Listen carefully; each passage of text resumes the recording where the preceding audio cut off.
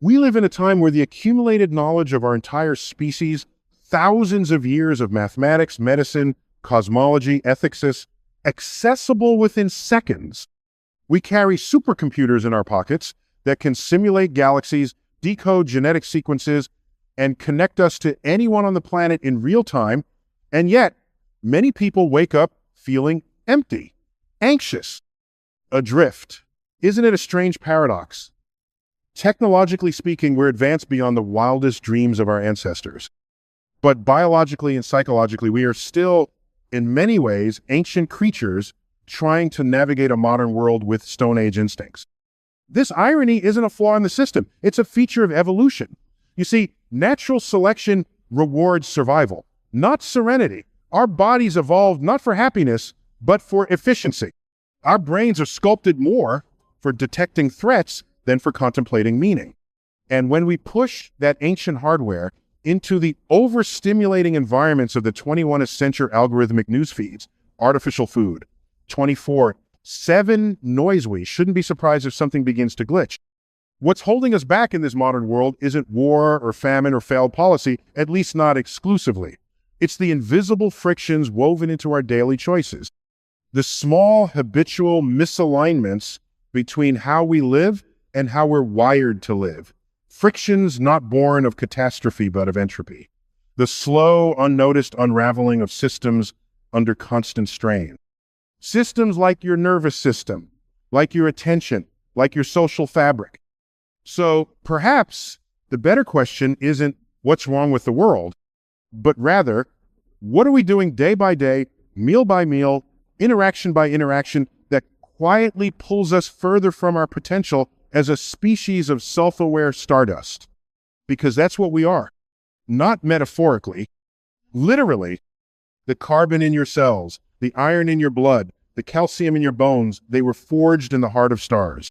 The very atoms that make up your brain once belonged to ancient supernovae that exploded long before Earth ever cooled into a crust. So when we talk about reaching for a higher way of living, we're not talking about mysticism. We're talking about chemistry, physics, biology, evolution, responsibility. This isn't about becoming more spiritual. It's about becoming more human in the most scientifically informed, cosmically grounded sense of the word. And that begins with asking, what are you allowing into your life that's quietly eroding the system you call you?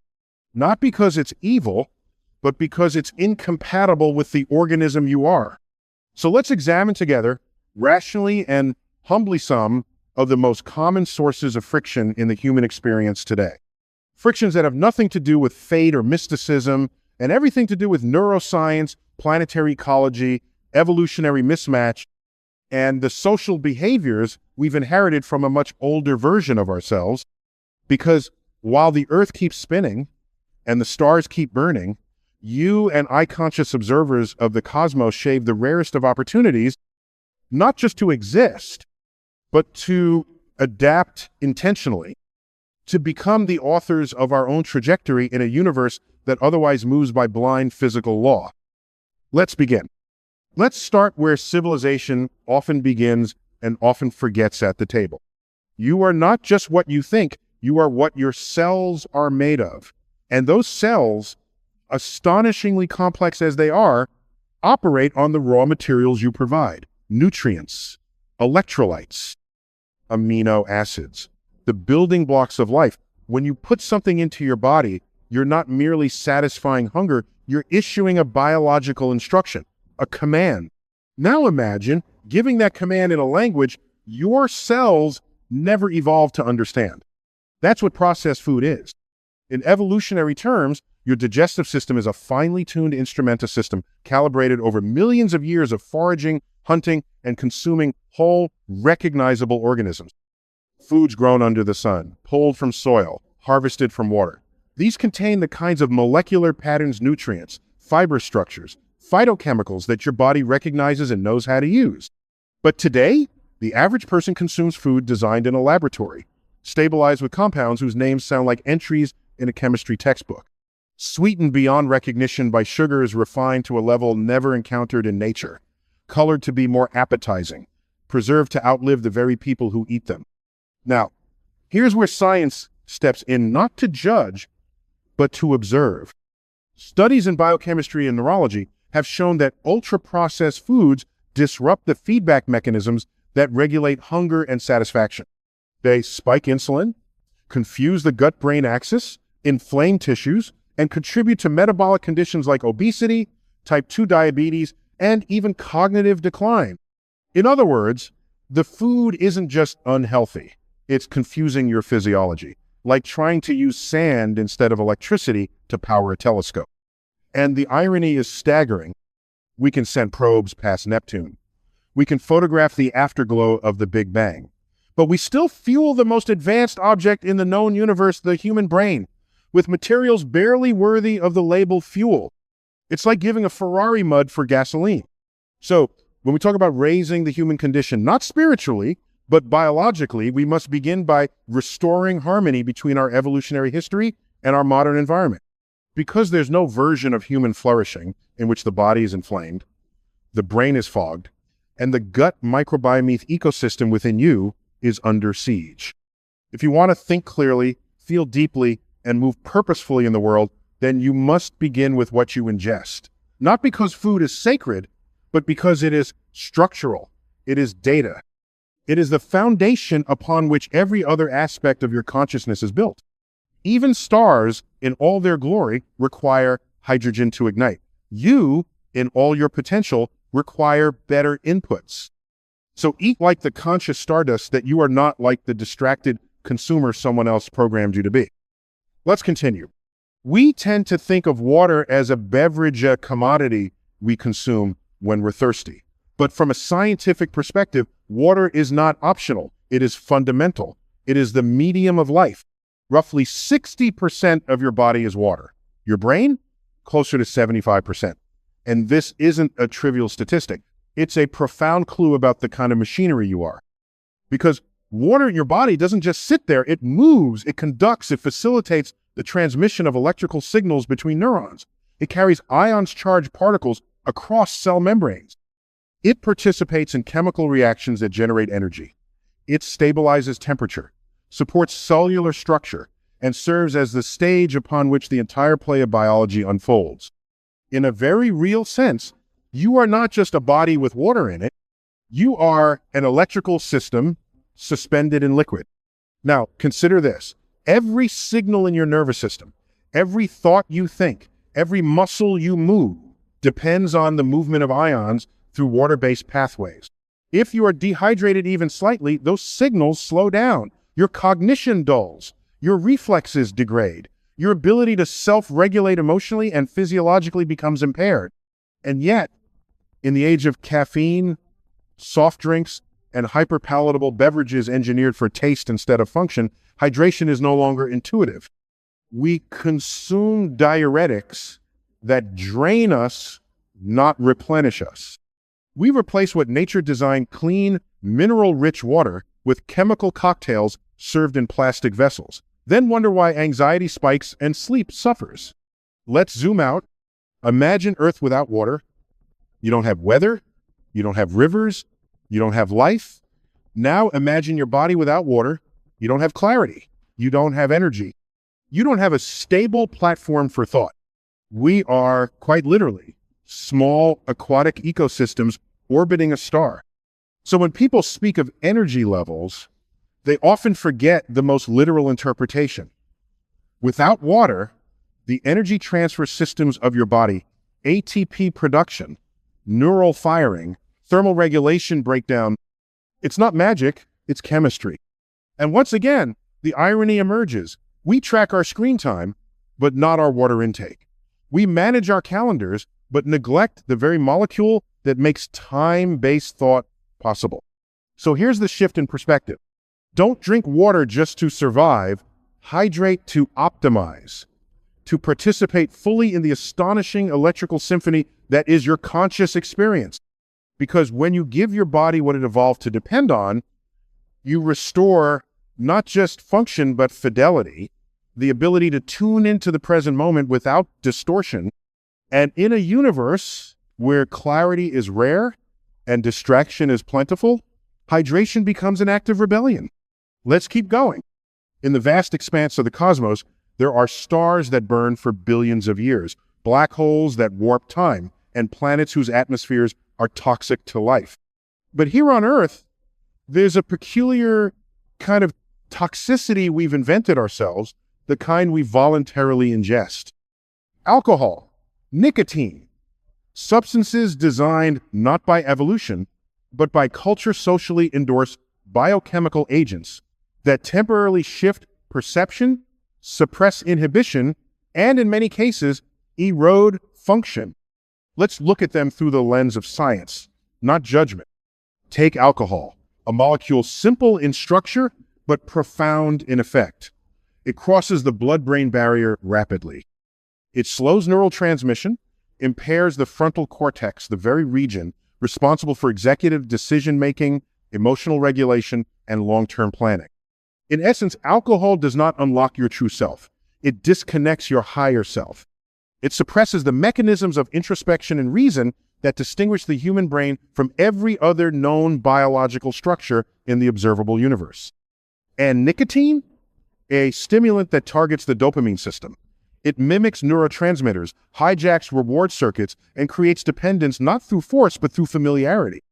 The same way a planet becomes locked into a gravitational orbit, the brain becomes locked into cycles of craving and temporary relief. Over time, what once felt like control becomes compulsion. The orbit tightens. Now, here's what's fascinating. These substances, while offering short-term modulation of mood or alertness, do so by interrupting the very systems designed to maintain your long-term vitality. Imagine giving your spacecraft a boost by turning off the navigation system. That's intoxication. You go faster, perhaps, but in the wrong direction. Of course, in small doses, culturally integrated substances may not appear catastrophic. But in cumulative terms, neurologically, behaviorally, evolutionarily, they represent a misalignment between ancient biochemistry and modern convenience. And the broader point isn't just about molecules, it's about agency. As a conscious being one who can model consequences, imagine futures and reflect on inner states you possess, the rarest trait in the universe. The ability to choose against your impulses, to say, I understand the mechanism, I feel the desire, and still I will opt for clarity. Because clarity, in a world engineered for distraction and sedation, is a revolutionary act. You are not a machine, but you are a system. And like any complex system, your behavior is the result of feedback loops, environmental inputs, and biochemical signaling.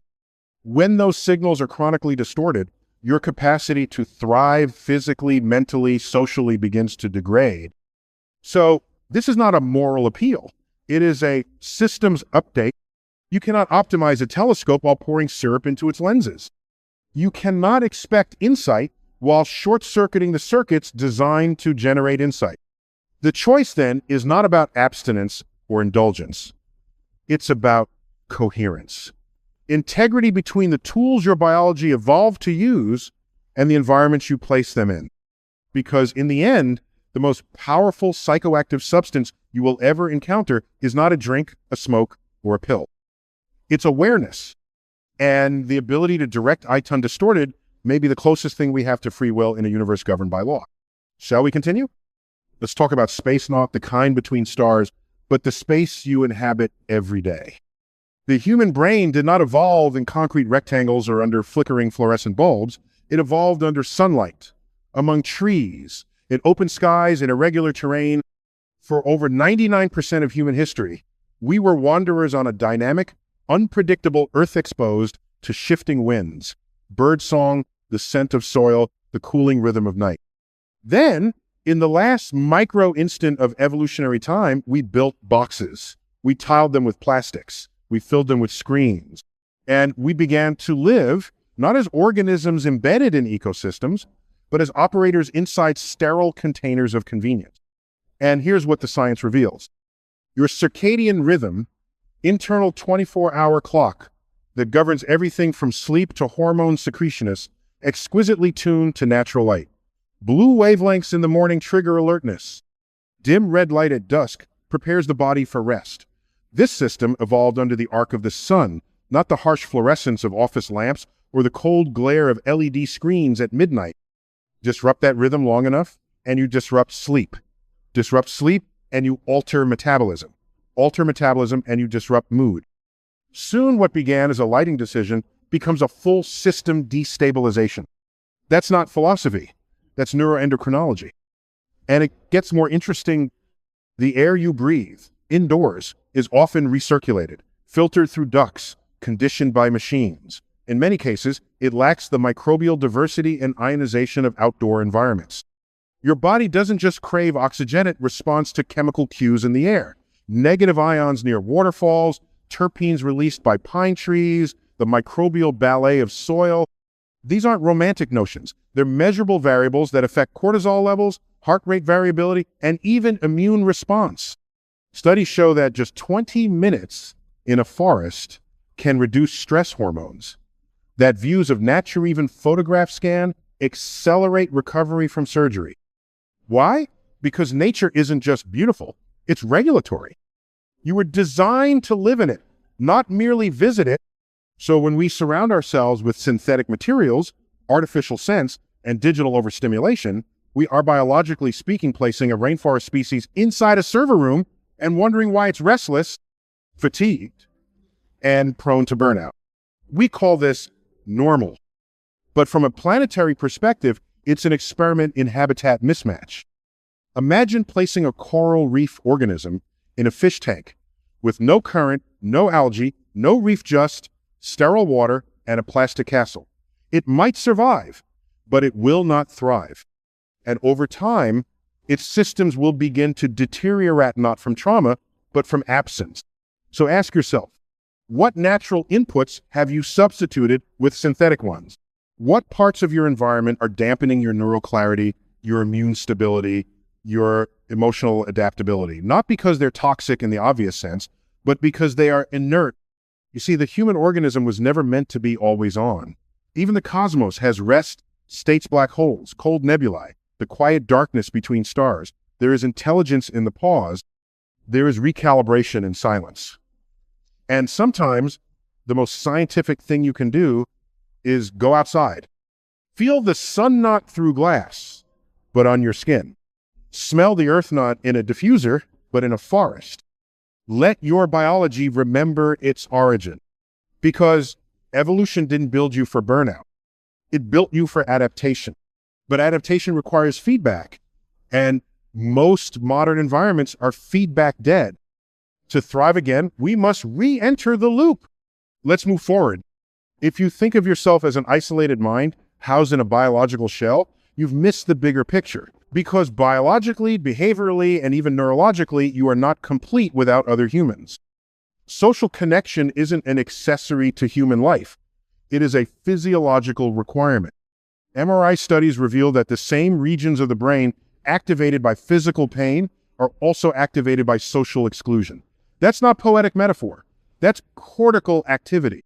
In fact, loneliness has been linked to increased inflammation, impaired immune response, and a higher risk of early mortality comparable to smoking or obesity. From the level of molecules to the level of societies, humans are entangled systems. But like all systems, we are governed by forces, and one of those forces is social gravity. Some people, just by being in their presence, make you more focused, more reflective, more yourself. They stabilize your emotional orbit the way a large mass stabilizes the motion of a moon. They don't pull you into their center. They help you stay centered in yours. Others act more like emotional black holes. They absorb attention, energy, and time, but reflect little to no light. Conversations spiral, tension rises. You leave interactions feeling fragmented, not expanded. Now, let's not vilify. A black hole is not evil. It's just a gravitational anomaly with mass so dense that light itself cannot escape. But here's the key insight. You can choose your trajectory. You don't have to be captured by every field you pass through. Your attention, your presence, is a finite resource. And where you invest it shapes not only your mood, but your neurobiology. Mirror neuron cells in your brain that simulate the actions and emotions of others make social contact not just interactive, but internalized. In other words, Who you spend time with literally changes your brain, your emotional tone, your linguistic patterns, even your immune system markers. This isn't mysticism. This is embodied cognition, social neuroscience. And in an age of digital hyperconnectivity, we often mistake quantity for quality, follower counts for friendship, exposure for connection. But the nervous system knows the difference. It registers resonance. So ask yourself, are your relationships enhancing your coherence or creating static? Are you orbiting around mutual growth or around cycles of dependency, performance, and exhaustion? Because social dynamics, like planetary systems, follow patterns. Some spiral inward, draining energy. Others stabilize, expand, and sustain momentum over time. The key isn't to cut people out for being imperfect. That would be unrealistic and inhumane. The key is to tune your awareness like a radio telescope, sensitive to signal, but also alert to interference. Because just as a galaxy forms from gravitational agreement, your identity forms through relational resonance. You don't just reflect the people around you, you refract through them. So choose wisely, because in the cosmic choreography of human interaction, the orbits you maintain determine the clarity of your signal. Let's proceed. We live in a world where information is not just abundant, it is ubiquitous. We carry it in our pockets. We ingest it every waking moment. It flows through our phones, our screens, our devices at a pace that is so rapid, it's often difficult to distinguish signal from noise. Now, consider the brain, that magnificent bioelectric machine. It can process an incredible amount of data, but it's not designed to be bombarded continuously. The neural architecture of your brain evolved under far simpler conditions, slower, more deliberate information exchange. A conversation around the campfire. A decision made based on sensory cues in the environment. Communication was intimate, proximate, and slow enough for reflection. Today, the modern world is a 24/7 data stream. Notifications, alerts, headlines, alerts about alerts. And the brain, it's not a passive receptor. It actively filters information. It organizes, processes, and sometimes ignores. But what happens when we overwhelm those filtering systems with noise? Neuroscience has a name for it. Cognitive overload. Your prefrontal cortex, the brain's command center for decision-making and self-control, begins to fatigue. The more information you process, the more it drains your capacity for deep thought, for focus, for coherence.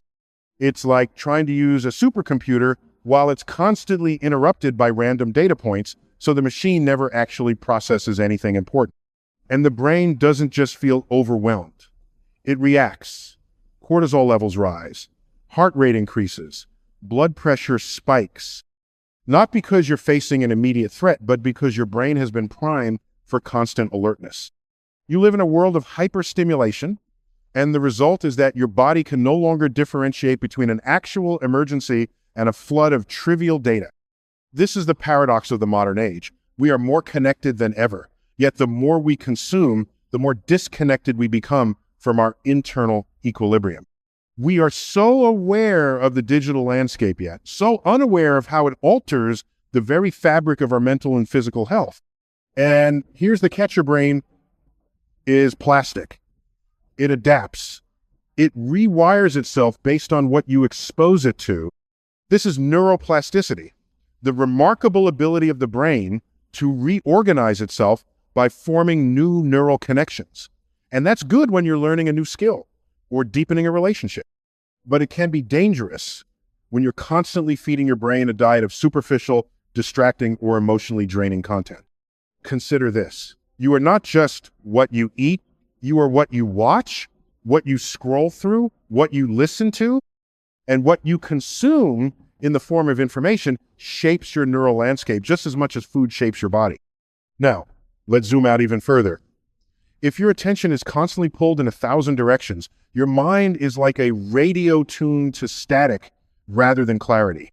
And the most profound ideas, the deepest reflections, the greatest inspirations, they require quiet, space, stillness. The more you fill your day with distractions, the less room there is for your mind to drift toward new ideas, to find patterns, to integrate knowledge. Your brain is not a passive receptor. It is a dynamic system of connections and pathways, and it needs time to process. Without that time, without periods of disengagement, you risk losing the ability to think deeply, to innovate, to reflect. It's not just about turning off notifications. It's about reclaiming your agency, your ability to choose where to place your attention, to be selective, to ask yourself, what is worth my neural bandwidth today? So here's the challenge for this era, to learn how to tune the signal in a world of noise. Because the universe, as vast as it is, has its own rhythms, its own silence, and that silence is the most profound source of information. The stars didn't shout to be seen, they simply burned. The laws of physics don't need your constant attention, they simply work consistently through every atom and galaxy. So when you think about your consumption habits, ask, what am I tuning my brain to? What frequency am I broadcasting into the world? Remember, attention is a finite resource. Treat it like the precious currency it is, because your thoughts and the way you attend to the world shape not only your brain, but the very reality you experience. Now, shall we continue? As we continue through this exploration of the biological forces shaping us, let's pause to consider something often overlooked in the high-speed, high-tech world we inhabit: the emotional dynamics of human relationships. Human beings are, in essence, social creatures. Our brains are hardwired for connection, literally. Neurons fire in patterns that mimic the behaviors of others. We mirror the emotions, actions, and intentions of the people around us, creating neural pathways that facilitate bonding, communication, and empathy. And yet, as we move through life, especially in the modern age, much of our intimacy has become casual, transactional.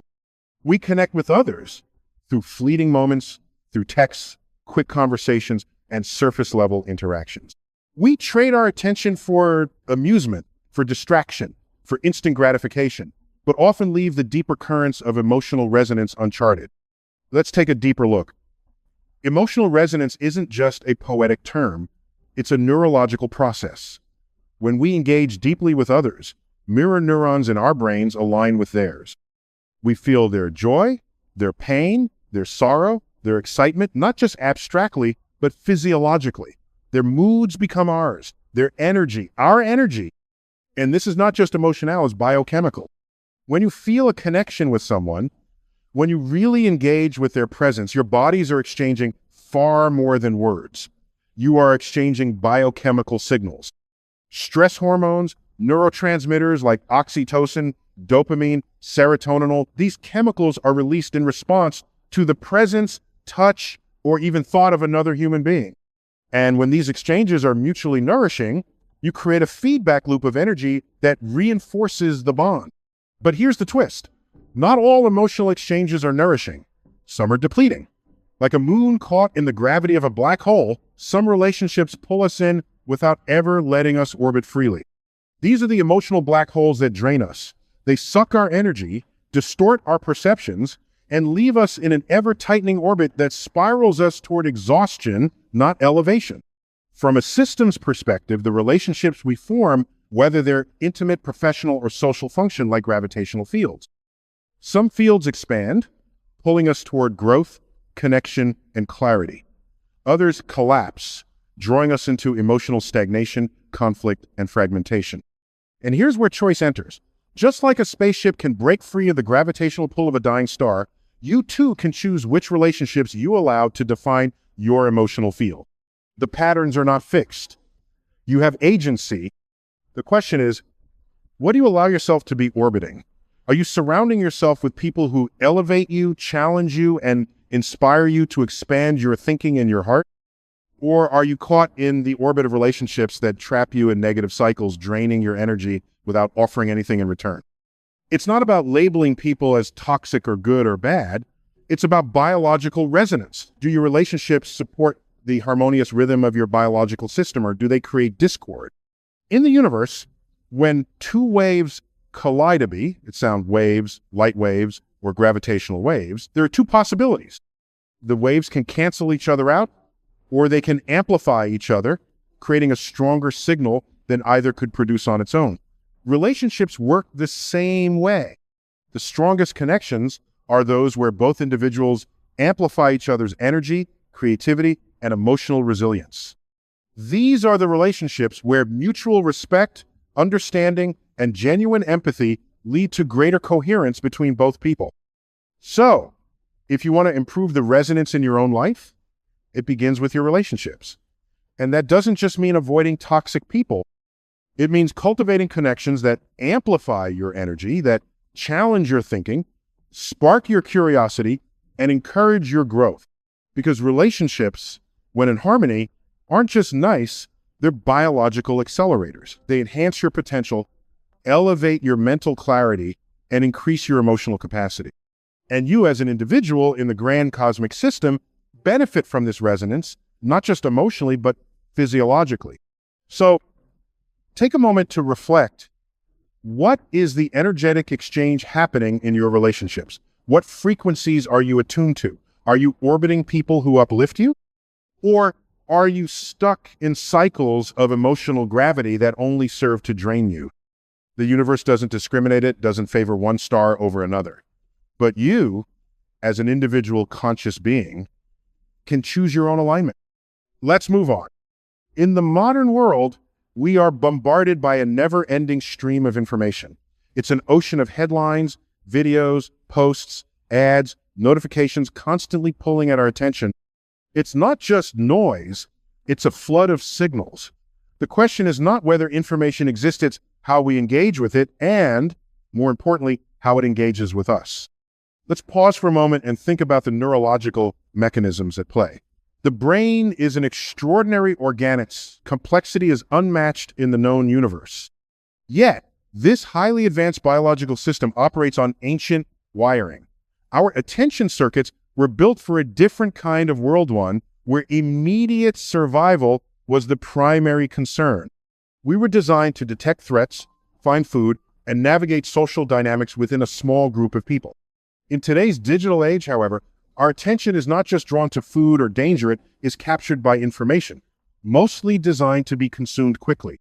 Every ping from your phone, every notification, every comment, they all hijack your brain's reward systems, flooding it with dopamine, the chemical associated with pleasure, motivation, and learning. But here's the catch. This system was never designed to handle a constant stream of stimuli. The brain's dopamine-driven reward system wasn't evolved for scrolling through endless feeds. It was evolved to reward us for completing tasks that were necessary for survival, like finding food, building shelter, and forming relationships. Yet now, we get rewarded for every click, every swipe, every new post, leading to a cycle of dopamine-driven addiction. The result? Your brain becomes rewired. Research in neuroplasticity shows that the more often you engage in a behavior, the stronger the neural pathways associated with it become. Over time, your brain adjusts to this constant state of engagement, this cognitive hyperactivity, and it starts to crave it. Your attention span narrows. Your capacity for deep, uninterrupted thought diminishes. You might wonder, is this really that harmful? Well, let's take a look at the science. Chronic digital consumption has been shown to increase levels of stress hormones like cortisol. It can lead to sleep disruption, which affects everything from memory to emotional regulation to immune function. And more importantly, it impacts the prefrontal cortex, the area of the brain responsible for decision-making, impulse control, and long-term planning. In simpler terms, your ability to focus, reflect, and think critically is being actively degraded by the very technologies designed to connect us.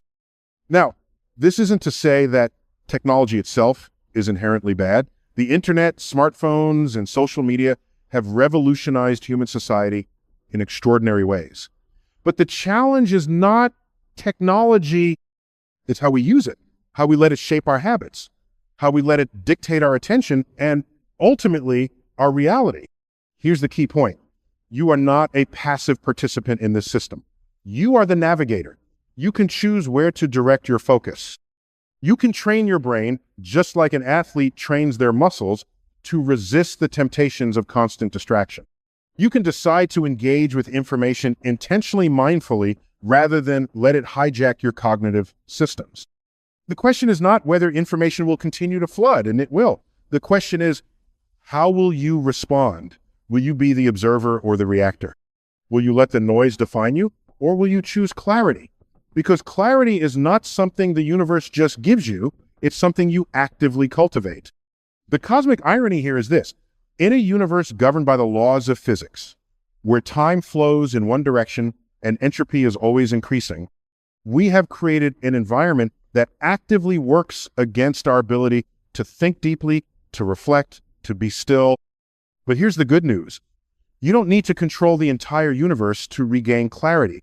You just need to control your input, your focus, your attention. The most precious resource you have in this age of digital overload is not knowledge, it is the ability to filter it, to pause, to choose. And in that pause, you reclaim agency.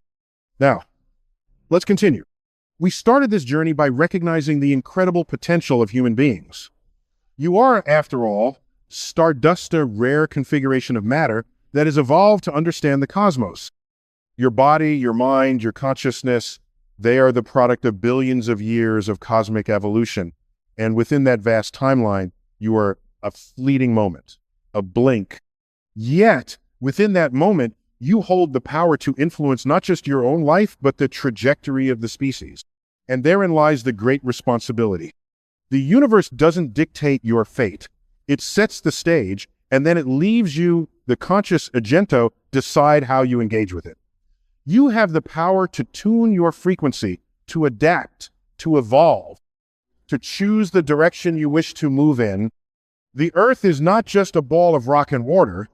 It is a dynamic system, constantly in motion, a living organism in the universe. And like the Earth, you too are evolving, not just biologically, but mentally, emotionally, and spiritually. As our species accelerates into a new age, one where technology and culture collide with new understanding of the cosmos, we must ask ourselves, what version of humanity will we choose to be? We've discussed the environmental mismatches, the food we eat, the media we consume, the relationships we form, and how each of these shapes our physical and mental well-being. But now, the most important question remains, how will you evolve? Will you continue to orbit the old patterns, the outdated habits, the toxic environments, the emotional gravity that holds you back? Or will you break free, recalibrate, and align with a higher frequency? Will you become a conscious participant in the next phase of human evolution? Because evolution doesn't happen by accident. It happens by choice. So choose to rise. Choose to reconnect with nature, with others, with yourself. Choose to be a force of clarity, of coherence, of consciousness. The universe will continue to expand, the earth will continue to spin, and the stars will continue to burn. But whether you evolve with them, that is up to you.